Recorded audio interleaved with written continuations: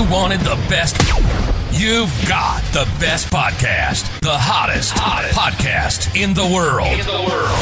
The Chris Voss Show, the preeminent podcast with guests so smart you may experience serious brain bleed. The CEOs, authors, thought leaders, visionaries, and motivators. Get ready. Strap yourself in. Keep your hands, arms, and legs inside the vehicle at all times, because you're about to go on a monster education roller coaster with your brain. Now, here's your host, Chris Voss. Hi, folks. It's Voss here from the ChrisVossShow.com. Oh, my gosh. The excitement into my voice and the Iron Lady this morning, she just completes me. She completes me. That's why we go after 14 years. I got tired of singing the ChrisVossShow.com. No one wants to hear that. Anyway, guys, welcome to the show. As always, go to goodreads.com/Chris Voss, LinkedIn.com/Chris Voss, Chris Voss 1 on the TikTokity, and all those crazy places on the internet. Today we have an amazing young lady on the show. She's going to be enlightening you and brightening you. I just made that word up, and it's a callback word of all her knowledge and insight and experience. And she's going to help you make your life better. Because I've seen some of your lives, and you need some work there. We all do, right? We're all in the same boat together. We're trying to figure it out, trying to get it, and all that good stuff. She's the author of the latest book that came out September 4th, 2024, called Mental Clarity: Daily Habits to Clear Brain Fog and Improve Focus. Michelle Davies joins us on the show today. We'll be talking to her about all of her stuff, and hopefully most of our audience will walk away much smarter, because that's what we do on the show. Michelle Davies is an internationally acclaimed healer, over 3 decades of experience empowering individuals to transform their health and reclaim their vitality. She's helped over 57,000 people of all ages, from newborns to the elderly, reduce suffering and achieve profound self-healing through natural, osteopathic, and energy-based techniques. She's the author of the Miracle Worker whistleblowing book that gave the public their voice back by sharing 75 censored testimonies of transformation and healing. These powerful accounts, suppressed by a regulator, reveal the profound impact of her work and highlight the importance of integrity and transparency in healthcare. And in her latest book, Mental Clarity, we'll be talking today. She focuses on overcoming mental health challenges such as brain fog, anxiety, depression, and suicidal ideation. She'll give us some innovative techniques to stimulate the glymphatic. Am I pronouncing that correctly there, Michelle? Yes, you are. I flunked second grade. That's the callback joke on the show. And improve your spinal fluid flow. I'll just say that because I can't pronounce that word. Offering practical solutions to enhance mental clarity and vitality. Welcome to the show. How are you, Michelle? Thank you so much, Chris, for having me. This is a wonderful opportunity for me to be speaking with you and your audience, and to convey a very important message that we can all self-heal and self-recover. We have an innate ability to do this, and I really appreciate the opportunity to share some of my knowledge. Thank you for coming. The word I was struggling with is it cerebrospinal fluid flow? Is that? Yes, that's right. You did it. I did it? You did. I just ran away scared there the first time I saw it. Michelle, give us your .coms. Where do you want people to get to know you better on the interwebs? So my book can be found at findmentalclarity.com. Mm-hmm. And also braincareexpert.com and smartersitting.com. Mm-hmm. And then do you have another, there's a .com that we have, osteoergo.com. Is that yours too? Oh, yes, that one. Yes. Mm-hmm. And there is another one, worcester-osteo.com. Okay. And give us a 30,000 overview. What's inside your new book? My book consists of 10 chapters. It's a self-help book. And the reason for writing it is to reach more people so that they can understand that they have ability to be able to heal themselves from a lot of mental ill health issues. And the 10 chapters cover a wide variety of subjects. Perhaps I can share just a few of those with you. Sure. So the first chapter is about understanding brain fog. The second chapter, anatomy of the brain and the glymphatic system. That's that word, which actually you said correctly. The causes of brain fog, the role of nutrition and hydration in mental clarity, the power of physical exercise, the importance of sleep, mindfulness, prayer, and stress management, the impact of the environment, cognitive exercises and the role of social connections, and then advanced healing techniques. So These are all 10 really chapters. important. 10 chapters. These are all really important because, anytime I'm short in any of the things you listed, I don't get enough sleep. I don't take care of my mental well-being. I tend to suffer. And it didn't used to be that way. I could get away with a lot of crap when I was young, but now that I'm 56, going on 57 in January, it's become a struggle. It's an issue. Do you have any stats you can quote on how many people struggle with these sort of ailments or brain fog? What we know is that one person dies by suicide every 40 seconds. Oh, wow. And 32 people develop mental ill health every second, which is a staggering problem of mental health illness. And often brain fog is one of the first signs that there's a problem with the brain health. There was two things I had there. One is a lot of mental health problems. The body kind of turns into physical problems, doesn't it? Doesn't that equate to my understanding? Yes, correct. Yeah. Often results in chronic pain. Yeah. I had no idea I was suffering from brain fog. I think most people are just like, he's always been an idiot, so nothing's really changed. But I have good friends that are honest with me. But a year ago, this would have been November 2023, those watching 10 years from now, I realized that I went in and had my testosterone tested, and I found that it was low. And I'd been trying to put on muscle and lift weights for 2 or 3 years, and I could only get to a certain point. And so someone said, go have your testosterone checked. And boy, what a life-changing thing that was. But one of the first benefits of it that came within days was I was living in a brain fog. And I woke up from it with the testosterone. It eliminated the brain fog I was having. And wow, I was like a week off from reality. And I was kind of at a point in my life where I was waking up every day, and I literally would crawl into bed, and I'd just be like, I just left this bed 5 minutes ago. Life was just starting to really blast by me. And, I'd heard from so many people as you get older, that things tend to speed up because your equation of time is so long, where when you're young, it's short. So every day is, oh my God, this is forever, but when you're older, you're just like, oh, fuck it, another day. and so within 3 days of the spike hitting me from the testosterone injection, I woke up from brain fog, and I couldn't figure out why time was moving so slowly for me. I'm like, if it's been 2 hours and it only shows it's been a minute. Like I was like a week and a half off. I got done with the first Monday I got done with it. I was sitting there halfway through the day going, why isn't it Thursday right now? What the fuck? Well, and then why isn't it Monday? I was like, out of sorts in brain fog. So it's a really big deal that people suffer from, huh? Yeah. And not everybody can have a solution either, which is what the biggest problem is, because it starts with brain fog. But then the brain fog leads to another symptom of the brain dysfunction. And before you know it, you're in a right state and unable to get out. It's like being in a dark black hole and not being able to find your way out of it. I kind of felt that way. I literally, we do 2 or 3 shows a day here, a weekday on the Chris Voss Show. Where, there's all sorts of work I do. You can track what I do every day. But I would just literally be crawling into bed at night going, I swear to God, I just left this place 10 minutes ago.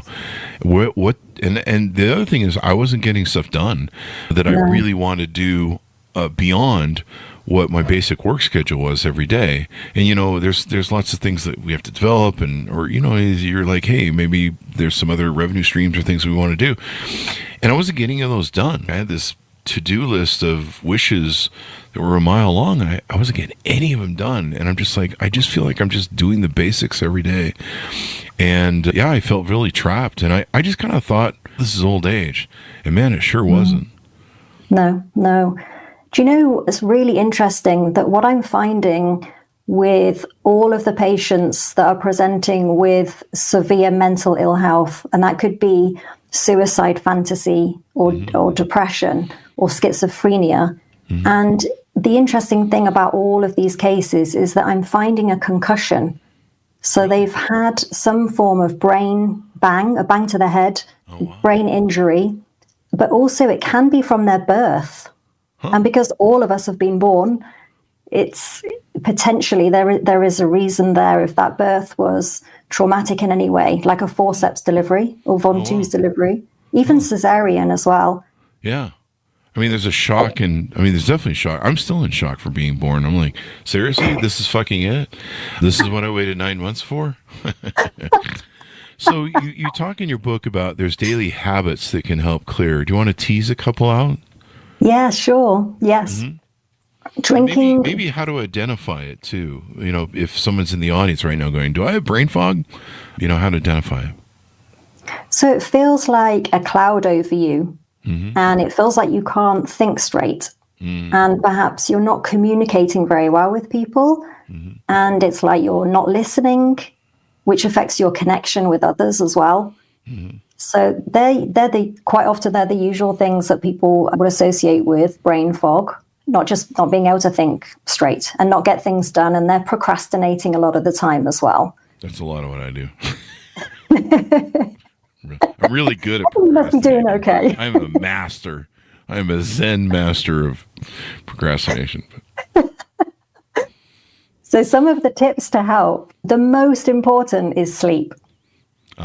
Sleep is really important. Going to bed at a reasonable time. I'm not sure what time you go to bed.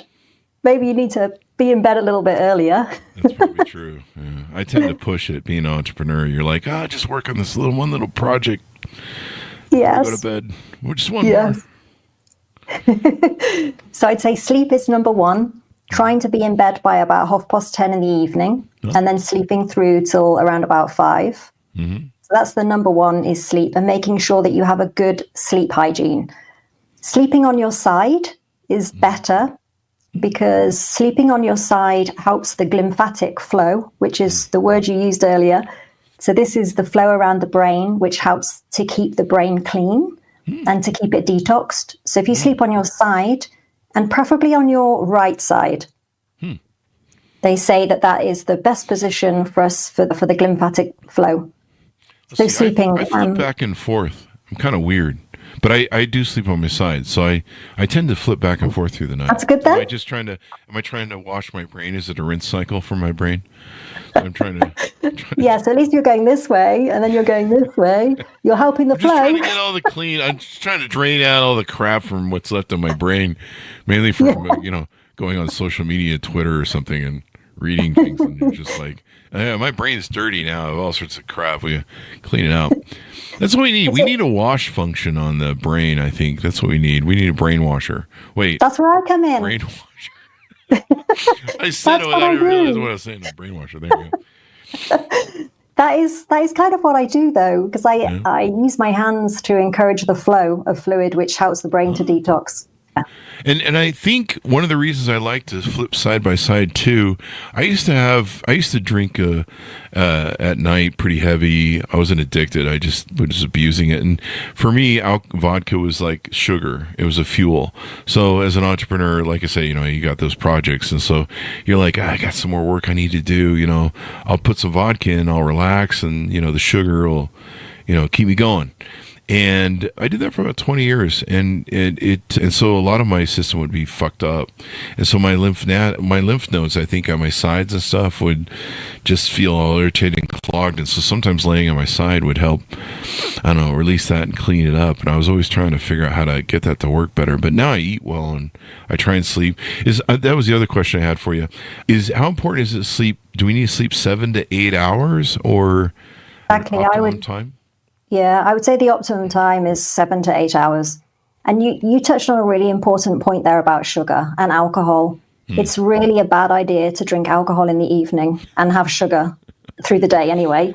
Just generally don't eat sugar. But alcohol, you'd be better off having a glass of wine at lunchtime, not in the evening. And it's because of the sugar content. It tends to wake you up in the early hours of the morning. Yeah. And again, it's really important to have the deep sleep, because when you go into a deep sleep, that's when the glymphatic system works. When the brain is able to cleanse itself So if you're waking up into that cycle of deep sleep, that's a disaster, because then you're not able to self-heal.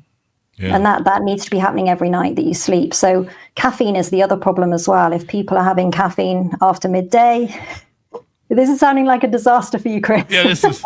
I quit drinking in 2020, and it's the best thing I ever did. It's so nice not to have the hangovers, but we do have a little bit of caffeine problem. I traded one vice for another. No. I'm rotating the vices, basically. If you can have your coffee before midday, how about that? Maybe before 11 a.m. We do that, but then we have it through. But I understand the impacts of caffeine, and yeah, it's not the best for you. It's best to have a natural high, meth or cocaine. But no, I'm just kidding. Don't do that, people. These are jokes on the show. Don't write me. Don't do that. Don't do that. I tell you, the work that I do every day, I am on a high at the end of a clinic. Every single day, I am high. I'm just so elated because of the people, seeing the ability of people to be able to self-heal and self-repair. It's just wonderful. So yeah, I'm on a high just naturally, but by helping people to heal themselves. Let me ask you this: what is your position on marijuana or pot to help heal, relax muscles? And I mean, if it's not being addictively abused, I tend to find, and I might be deluded because I was the guy who for 20 years thought that I slept better drinking vodka before going to bed, and I didn't. But one thing I seem to have found, or that I'm under the delusion impression, is that somehow it helps me heal, and it definitely helps me with pain. I always thought people who smoke pot were full of shit when they're like, yeah, it helps with pain and my PTSD. And I'm like, sure, so does my vodka. You do you, baby. But then when it became legal in Nevada, I tried it because I was trying to get off alcohol. And I feel like it has healing properties, or at least relaxes swelling and inflammation, and it does help me sleep better. I sleep like a baby, and I wake up refreshed without a hangover. I've been through those days.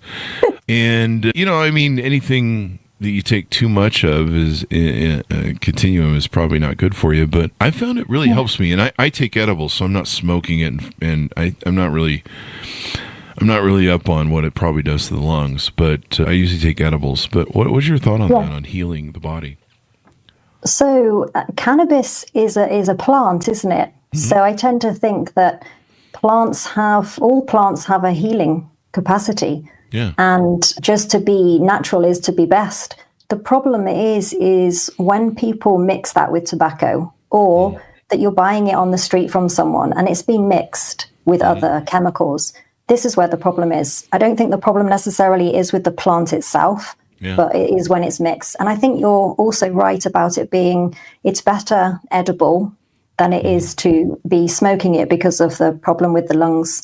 Yeah. So I think probably edible would be better rather than smoking it. Yeah. And I'm tending to. But it's not my area. It's not something that I mean, patients do ask me though. Some patients do ask me, and I say the same thing to them, really, that it's a plant. And plants are there for a reason, aren't they? They are there for healing.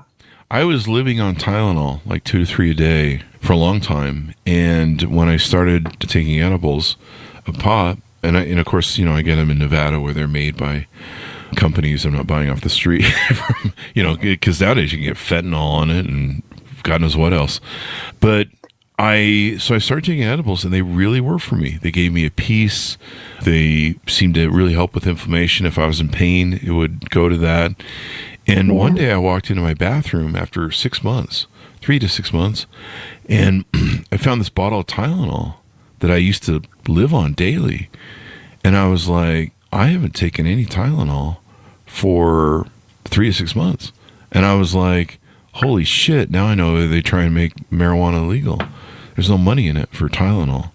Anyway, so it's very good for Parkinson's, isn't it? I've seen some incredible videos with the people having Parkinson's disease, and where the cannabis actually stops the shake. And it's incredible. And it is on prescription for some people here in the UK. Yeah. I think it's for chronic pain. It's prescribed for that. And perhaps it is prescribed for Parkinson's as well, and things like MS. MS, yeah. Over there in the UK, do you guys is pot legal yet, or is it still restricted? No, it's restricted. It's only on prescription for the people that would have chronic pain. You guys should move to or neurological pain. We're trying to get it legal over here, but it like I say, I mean, Tylenol was making a killing off me for the longest time, and it really helped. What are some other ways that we can identify brain fog or the daily things that you talk about, habits to clear it? Yeah. So the other important thing is drinking enough water. This is the second most important. You're not doing that as well, Chris? I'm doing that right now, actually, honestly. Okay. Right here. I got some water. That doesn't look like I already water. have my coffee. This is my coffee cup. So it is. I don't know how to show you this water. I pour it on myself. But it is water. Stained by the coffee bean. Take an oath. But I did already have my coffee this morning. So this is trying to get me to come back down.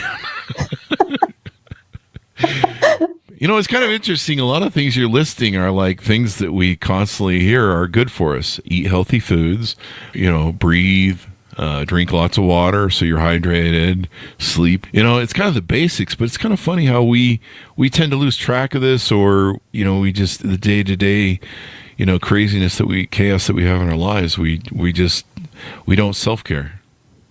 No, it is the biggest problem. It's far easier for people as well to take a tablet usually than try to address the root cause. Yeah. Because behind every symptom that everybody suffers, there is a root cause to the suffering, but it isn't as easy to identify that, and it can be expensive. But these tips in the book, they're all free pretty much, although part of the dietary ones like eating walnuts and blueberries, obviously you have to pay for a good diet, and these foods can be quite expensive, can't they? But the water, of course, and if you live near a spring, it's even better to collect the water from a spring. So we've got the Malvern Hills very close to me in Worcester. So I go regularly and I collect my water from there. And I also drink distilled water as well. Distilled water, distilled, yeah. That's removing then any impurities, all of the impurities in the water. Yeah, it makes your coffee taste way better too. It really does. I mean, it's everything. And it's interesting how simple these things are. Now, one of the other things you talked about was people who suffer from challenges of suicide. A lot of this stuff kind of plays into each other. Depression, suicide, the body being unhealthy in so many different ways. I went through a period after losing my dog, after a year and a half of home care of her, had cancer, and then shortly after that I was in depression of the loss, and then one of the hard drives with the last couple hundred photos of her got lost, destroyed, basically. It quit working, and I fell into this deep depression and suicidal thoughts, and I was just getting overwhelmed with my ADHD just beating me up every day. And I'm just like, you're going to take my dog and then you're going to take the pictures too, life. This is the way you're going to work me. And it's interesting to look at now, the spiral that I went into. And of course, back then I was probably drinking vodka and not sleeping on, who knows what else I was up to. But it's interesting how all those things kind of contribute to each other. Yeah, and it spirals. And before people know it, they're in a deeper hole than they thought that they would be. It's just so quick, isn't it? The one symptom leads to another, and then it can be devastating. And a lot of people don't talk about it either. I'm often the first person that will be told that person is feeling suicidal. They haven't told their friends or their family, but they tell me. And that's really upsetting as well, isn't it? That that these people are not actually, they don't feel that they can share that with anyone.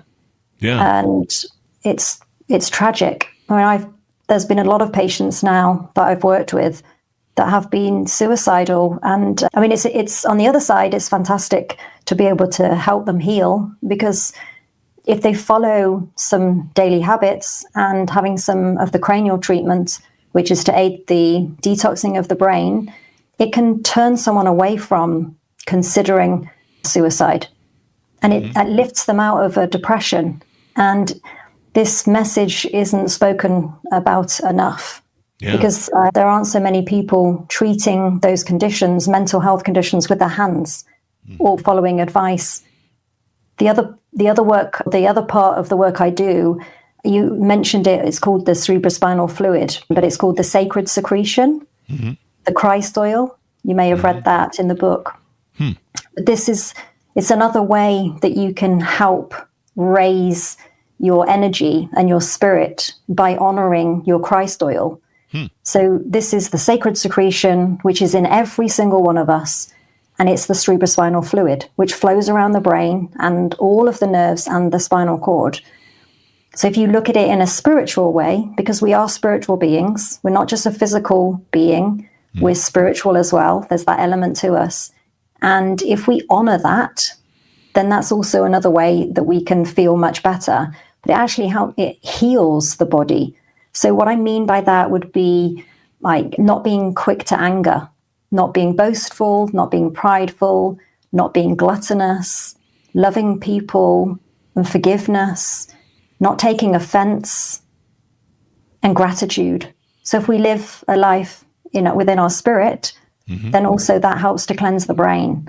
So part of my work with people is to suggest that they say a prayer. And this particular prayer is really strong. It's so profound. So many of my patients have reported miracles, as well as myself experienced miracles. And it's really simple. So I'd love to share that with you and the audience. Sure. So it's, I am sorry. Please forgive me. Thank you. And I love you. And if you say it often enough and become an expert in it, which means saying it hundreds of times a day, if not thousands of times in the day and the night, it helps to push the negative thoughts further away, and they come back less often. And let's face it, most of us have negativity, the disempowering, unsupportive voice, the chit-chat in the here, telling us that we're bad and telling us also to do bad things. Because the patients that I've seen, they say that they hear voices in their head, and it's the voices that tell them to hurt themselves and to take their life. And some of these patients have made attempts on their life. So to try to counteract that voice that's there would be to use the prayer. And it cleanses the thoughts. And it means that you don't have to then judge the thoughts that are coming into your mind. Because it's better to try not to judge it, because usually it's nonsense and it's not supportive. So you want to push it away. And the prayer does the work. It's crazy. It's amazing. So it's definitely worth trying that. So if anybody's struggling, I think that's also top of my list. So it's the sleep, and it's the water, and it's the prayer. They would be the top three for relieving any kind of mental ill health, I would say. I mean, replacing the was it inner voice talk? The inner voice talk that you have. Sometimes we get in the cyclical nature of that. So one of the challenges I've always had on my life is having severe ADHD. And in fact, the funny thing is I thought I had it under control, and then I started testosterone, and now it's back. Squirrel. But sometimes the part of the ADHD is your thoughts get cyclical. And yes. I remember when I first was diagnosed with it, I was having panic attacks almost a day or a couple times a day. And the doctor, explained it to me, and I was like, "You're full of shit." I was like, whatever. He's like, "We're going to give you some meds, try them, and you'll see." And I'm like, "Okay, I'm going to try your little game, but you're full of shit." And he said, "You know what?" He says, "I want you to keep a journal, and I want you to write down everything you're focusing on hour by hour throughout the day." And he goes, "I will bet you that you think about the same exact topic at the same exact time every day. So at 10 p.m., you're probably worried about your business revenue, or I don't know, whatever the thing was." And I was like, "Yeah, okay, sure, I'll do that. Yeah, we'll see who's crazy." Yeah, turns out he was right as hell. He nailed it. Every day I had a schedule. It was like scheduled in my brain. I had a schedule of anxieties and insecurities and worry about stuff that was probably never going to happen. But every day, 10 o'clock up on deck, here's our schedule. And it was the same pattern over and over again. So I can see how something like that prayer would disrupt that and help change that. And a lot of times we don't feel it. There's a lot of people, when I was feeling suicidal, I just felt so whipped by my brain. Like I was just being beaten up every day by everything I did wrong, every person I maligned, every bad memory of me being just awful sometimes, loss of my dog, missing, loss. And it was just relentless. And I don't think people realize that people that consider suicide in a real form of sense, they're just not doing a cry for help. I mean, you're trying to end yourself because you want that whipping, that just relentless punishment from your brain, the hindbrain that just kicks at you. You just want it to stop and leave you alone. And it's the only way you can get peace. And it's ironic when you think about it because, destruction of the self is destruction of the self, and it's permanent. We tend to, if you attack me, I'm going to defend myself by nature of fight or flight mode. We tend to avoid suicide as much as we can, or dying. But, there comes a point sometimes where that brain is just, the activity is so relentless. And I felt what that's like. You just feel it. And thankfully I was lucky enough to get exposed. I had someone come on the show and I talked to them after the show about the problems I was having, and they told me about Eckhart Tolle, and I started doing kind of mindful meditation and peaceful meditation and trying to slow the brain down and recognizing what was going on and trying to, live in the present as opposed to, all this psychosis I was going through. Yeah, it's a real big deal. You touched on, if you want to expand on that, and I'll bring up my next question. Yeah, so you're describing overwhelm. It's like you're drowning. This is what patients say to me it's just total overwhelm and a drowning sensation. And it just feels like they can't escape from that. And it requires so much energy to make a shift as well from where you're at. So it literally is like they're drowning. Yeah. And it's like there's no way out of that for them. Yeah. You alluded, I think, earlier on to diet and food. One of the things I did years ago is when I lost 100 pounds in 3 or 4 months, and I quit drinking. Wow. I was drinking Mountain Dew 10 to 15 times a day, and then mixing it with vodka at night. And then I was eating at like every fast food restaurant, McDonald's, Taco Bell, you name it. I was just eating garbage, and I was weighing probably close to 400 pounds. And one day I just, I broke. I just got sick of it. I just got sick of being sick and feeling awful. And I was just like, I'm just not doing this anymore. I don't know what I need to do, but I'm not doing this.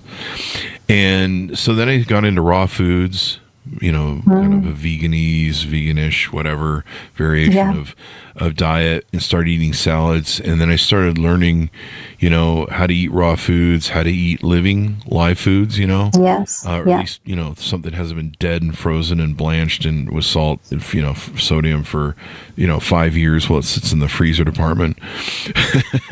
Yeah. And so that was a real thing that it really helps with mental clarity too. Eating right, healthy, and eating live foods as opposed to garbage. Now I get most of my food from local farms, milk and that's wonderful milk and stuff.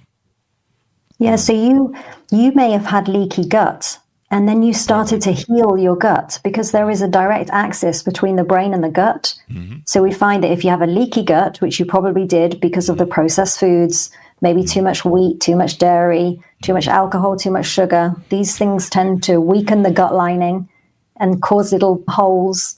And there's a direct access. So you can then start becoming toxic in your brain because your gut is toxic.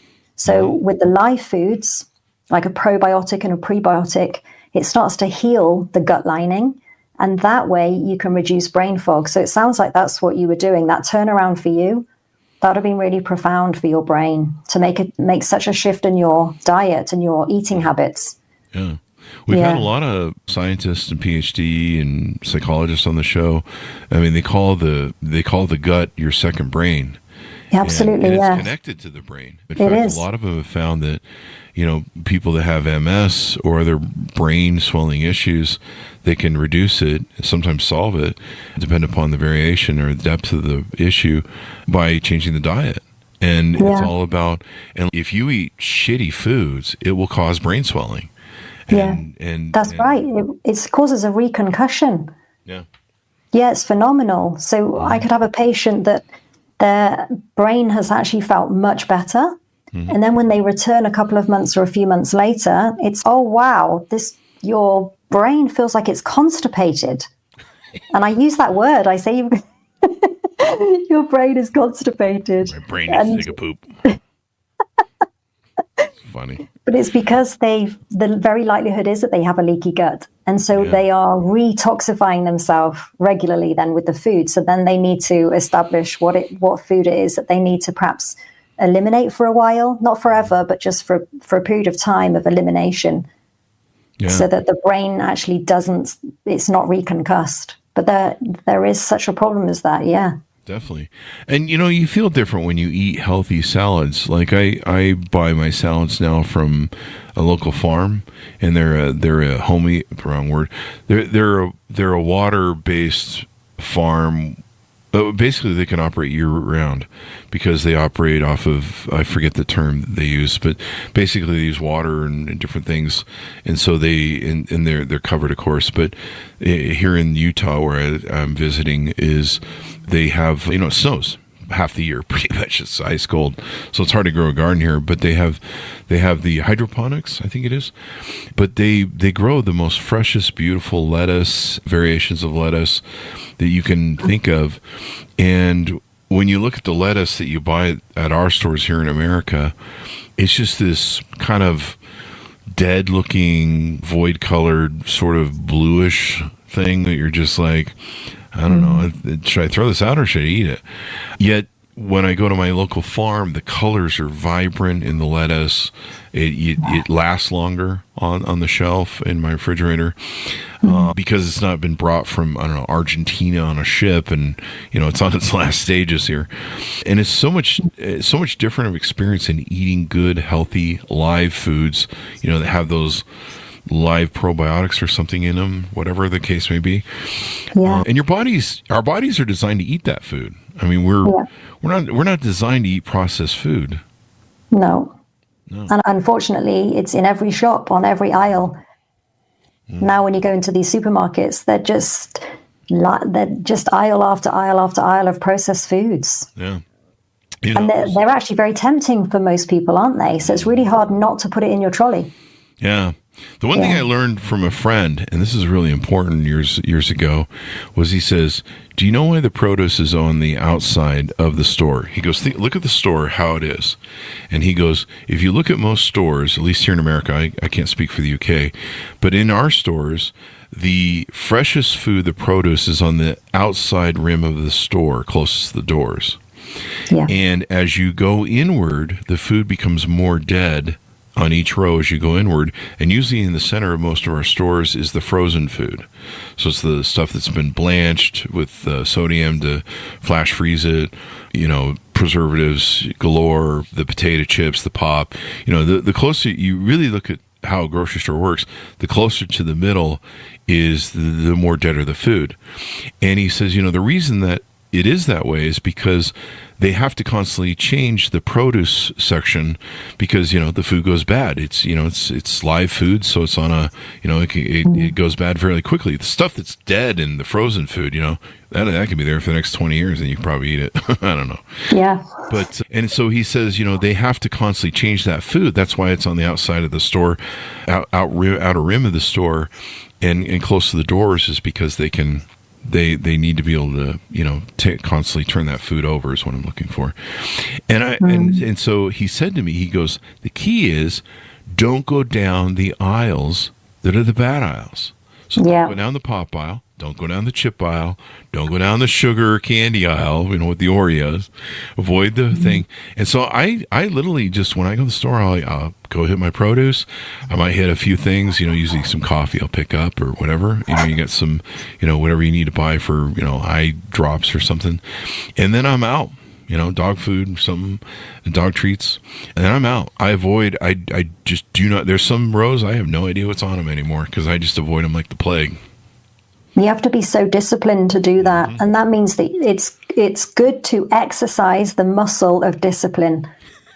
So that's also something for the listeners to consider, isn't it? That actually sometimes you have to exercise the muscle. It doesn't just come. To be disciplined is hard work. Yeah, especially when you're a procrastinator like me. I did find that I think we had someone on the show, or I did read something that sometimes procrastinators, what they're doing is they're waiting for the creative moment, or they're looking for the creative spark, and they're looking and using it as a catalyst to propel them into what they do. Like they did a study of architects, and they found the best architects when they have a project, they don't start on it right away. They wait, and they're looking for the creative moment or the creative spark.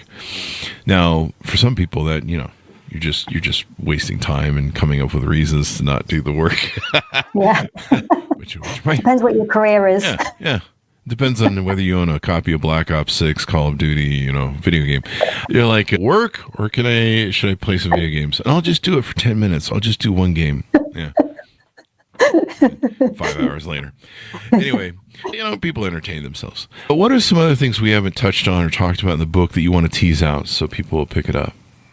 So the biofrequency, the quantum physics. Mm-hmm. So for the patients that can't fly in to see me, or they can't drive miles to see me, I'm in two practices. I'm in Harley Street in London, and then Bromyard, Herefordshire. So for the people that can't make it there, I use a product which is AO scan technology. And it's biofrequency healing music. And that's incredible. I used it on someone who was in hospital. They had a stroke and they were given 72 hours to live. And if the lady lived past 72 hours, the daughter was told that she wouldn't walk again. She wouldn't be able to eat solid food, and she would have to live in a nursing home. So we got her started on this biofrequency music. And 111 days later, she walked out of hospital. Wow. And she is the woman that she was before she had the stroke. And she was given 72 hours to live. So that was amazing. That's an amazing testimony of the frequency music. Mm-hmm. It's incredible technology. It analyzes the voice and it pulls out 12 notes. And there are 4 notes in our voice that are either underproducing or overproducing sound. And the technology is able to match that with another note to be able to change the frequency. So if the note's too high, a note of music will be used to bring that note down. And then if the note is too low, they use music to then bring that up. So it creates a balance within then the voice. But that's not just the voice, because the voice is linked with our emotions and our organs in our body. So I've found that this is really useful. So some patients use it for when they're anxious. They use it then to get things done. You say procrastinating, and that's sometimes when patients will use the biofrequency music to not feel anxious or to have more energy, get things done, or to be able to sleep better quality sleep. So I've got lots of testimonials of patients that have been using the biofrequency. I use it every day, and it's incredible to use it. At times, I have felt so connected to the Creator, to God, by using this frequency music that I've been crying. And other patients say the same. It's just have this emotional response that's come from nowhere, but just feeling like I'm in heaven, just so joyous. And that's just from listening to that frequency music. So I've written about this in one of the chapters of the book as well. Yeah, Isn't it interesting how music affects us in that way? And it really does have a magical effect on us sometimes. They use it, don't they, in the cinema, in movies, either to make you feel really scared about something, or you're laughing, or you're crying. It's really emotional. So they use music in those situations. So we can now use music in healing. They use sound frequency to change the tissue in the heart for heart surgery. So, yeah, this is sound therapy to bring about healing. And it's actually American, AO scan technology. Oh, really? It's an American company. Wow. I use Metallica to get stuff done. So when I want to get in the mood and get pumped up and do stuff or go lift weights at the gym, I have a lot of, that. It works for me for some reason. I don't know why. Yes, Some people like dark music, and for some reason it's healing. Like I can be like, I don't know, bugged about something or uptight about something or whatever, and I can headbang to some Metallica, and I'll get done. I'll feel relieved. I'll feel like there's kind of been a release. Yeah, and some music we associate with things. So if you associate Metallica with actually something that actually makes you productive, then that's going to work for you, isn't it? And some people, there'll be music that they cannot stand. Oh, yeah. They can't listen to it because it invokes an emotional response. They can't get anything done if they listen to Metallica. Meanwhile, I'm getting all sorts of stuff done. But, everyone has got maybe there's a tuning thing that we have in our brain. Everyone kind of has a little different tuning fork that they resonate with. Yeah. Some sound actually hurts people. Yeah. So you have young children that can't stand an airplane flying over. My last 10 wives. No, I'm just kidding. I'm kidding, people. It's a callback joke we do on the show. It was really only 7 wives. I've never been married, so that's why it's a funny joke. Let's get to your website and services that you offer so that people can reach out to you and find out more and work with you. You have a lot of websites, I think, that promote the book. What's the best website to get to know your services, how people can work with you, and what you offer them?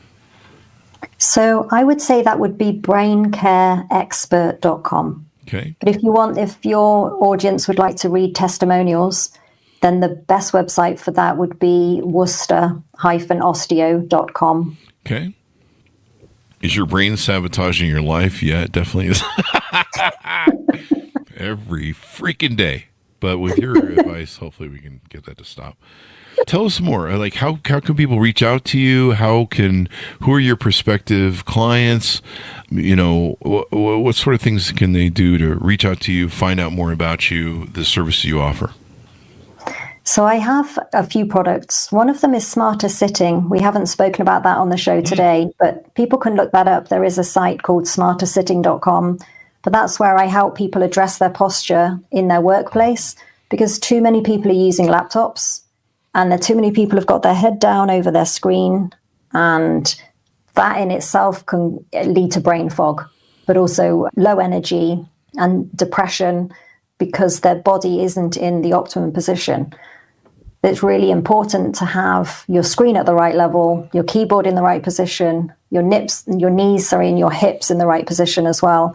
Have your nips in the right position too. That's important. Having your head up and your head back. I don't know what nips mean, but I just not me. Sometimes the jokes are better if we don't describe. Knees and hips is nibs. Just make that up. Keep those nipples perky. Pointing the right direction. That's my policy. I'm doing that right now. That or it's just cold in here. I don't know which it is. But wintertime. So there's a free video that the audience can watch, and it just shows them. It takes them through the steps of how you can set up your workplace at home. Okay. So they might like to access that. And that's really important. Posture. I mean, I have a slumping problem where I get tired and I slump through the day, and eventually I'm down here like this. And you got that ugly dowager's hump. That big hump on the back here. Oh, yeah. That is so ugly. Yeah. And don't want that. I'm just teasing. No, I do. You've got that, Chris. I can't see your back. I do a thing called C-sitter, where I tend to, I'll be hunched over after a while if I don't pay attention to my thing. I got this ergonomic pad for my chair, and it lets your spinal cord or spinal butt thing drop, and then it kind of holds you kind of at a weird angle that makes it so that it kind of forces you to push back and sit backward. Not backward, that sounds weird. But, to kind of sit up straight. So your hips should be higher than your hips should be higher than your knees. I was going to say nibs again. There you go. And your shoulders should be higher than your hips. If they're not, then you're up to something. I don't know what. I don't even know what that means. But it sounds like that's the angle that you're working on. Your car might be upside down. Let's put it that way. If your shoulders are above whatever. Your hips are above your shoulders. So have we covered all the ways they can reach out to you and services? Do you do coaching and packages or courses or hourly? So I work one-to-one with patients, and I treat babies and children, and often they just need 15 minutes, or it's a half an hour appointment or a 45-minute appointment. But I treat from about 2 days old, 2 days young, I should say, Wow. through to people in their 90s, because any birth trauma is really important to have that corrected. Birth trauma tends to present itself with the inconsolable baby, the baby with colic and reflux, really? difficulty sleeping. And if these problems aren't addressed young enough, it then develops into a behavior problem and a sleep problem. Wow. And then after that, it becomes the mental illness. I wonder how much of that translates into prisons and people that do bad things. So maybe that's my problem. Yeah. Maybe I just had a bad birth. I think it was a natural birth, kid, but I was 10.5 pounds. Wow. I was 10.9 pounds. That's big. And I was like 10 months or something.